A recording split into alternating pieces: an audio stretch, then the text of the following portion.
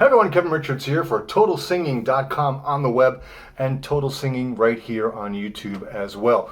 I know you'll notice I'm a little small here in the frame. It's because I want to use this space here for graphics for this particular lesson, so excuse my little head here in this frame. So either way, as always, again, check out the link in the description there for lessons with me, playlists for all kinds of other stuff, and get both my vocal courses just for $50 for being a cool person and tuning in to watch this video. What I'm going to talk about today is I'm going to talk about vowels and how vowels can be good and evil when singing songs. It's how you shade them, how you arrange them, and why you need to shape your vowels in certain ways to make them work properly for the type of tone or resonance that you want to have. Now let's start with the first one, which is the nice open ah vowel, right? We get like the ha, ha, ha, ha. It's nice and open. It's very tall. It's a nice, easy vowel. If you watch any Ken Tamplin's early videos when he used to actually teach, it's the la ah, right? Now la is very good and ah is very good, but there's problems with ah. The ah is for beginners. Ah can be a little too open, and it's very easy to for an ah to get out of control, to go ah.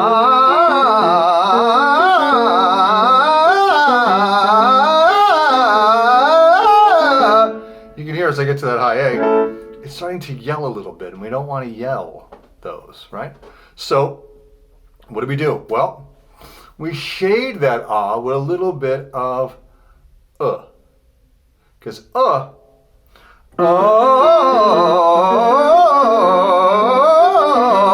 is a very dark vowel. Now, what in classical they have something called chiaroscuro, and this is a nice combination of light and dark. Now, using the vowel or the vowel, like in yeah, right, we can get this kind of chiaroscuro sound, which is a nice combination of bright and dark, light and shade, right? Where it is bright on the top and kind of full on the bottom.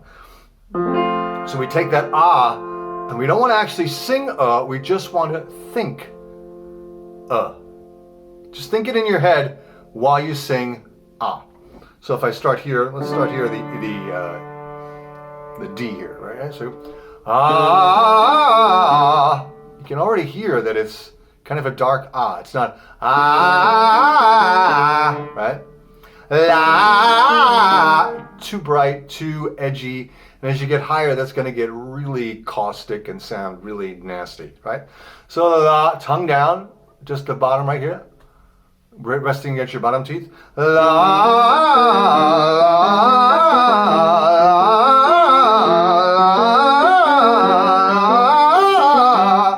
I don't have to cover anything. I don't have to make it dark as I go through the passaggio.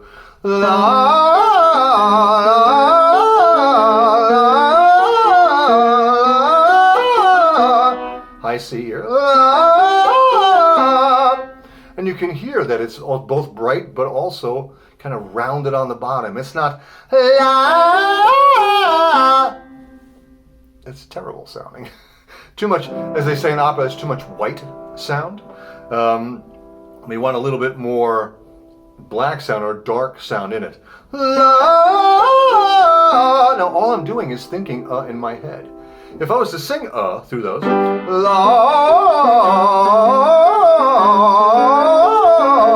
I would do that to understand what my throat should feel like.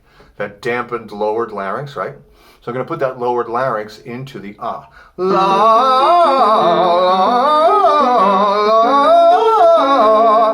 And I get this very nice combination of light and dark. Now, O and U, hard for a lot of people probably because they do it too throaty. The secret to ah and U is the fish face, right? Take ah, ah, right? And just move your lips forward. Oh! And you get an O. The lips change the tonality, right? Because it's playing with some harmonics, right? Oh! It's O back, it's O here, but ah back here. Ah! If you want ooh, move them even more forward into the fish face. Ah! It's still ah back here, but it's ooh up front. So you're not going ooh and grunting into that ooh, because what it does is it closes the throat off. And we get to E. E is very easy. I have old voice technique books where they devote like an entire chapter to E. E can be solved in literally 10 seconds, right? We take the vowel eh. If I just did E. Like in let, right?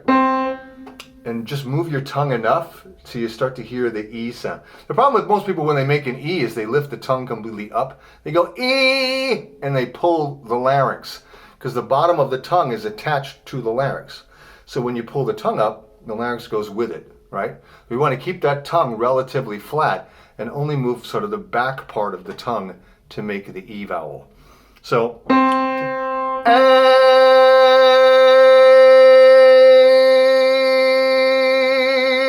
I'm done manipulating. It can help sometimes to put a Y between the eh and the E.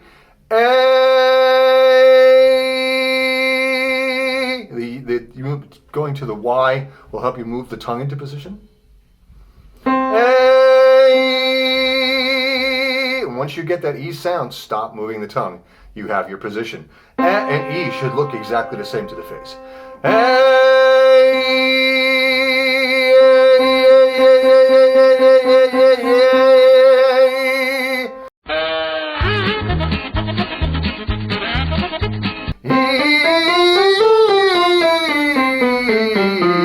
Right, if I do my A here. E. Right? Doing that kind of keeping the tongue down and making your E dark. Don't make your E's bright. That will make them do that. E. Make them dark. E. Again, I'm going to think in my sound. E. That keeps the larynx down and it keeps the throat open in the bottom part of that harmonic of the tone, right? We're going to have some bottom end to that very bright upper end of the E. E.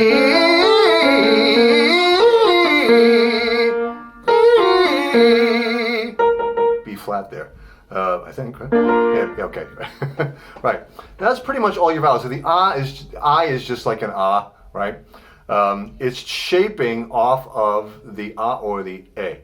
And the bright vowels put in them.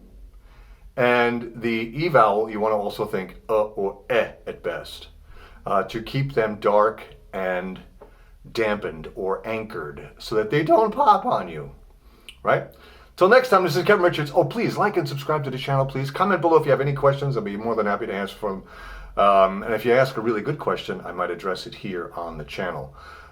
So till next time, this is Kevin Richards. Keep rocking, keep practicing.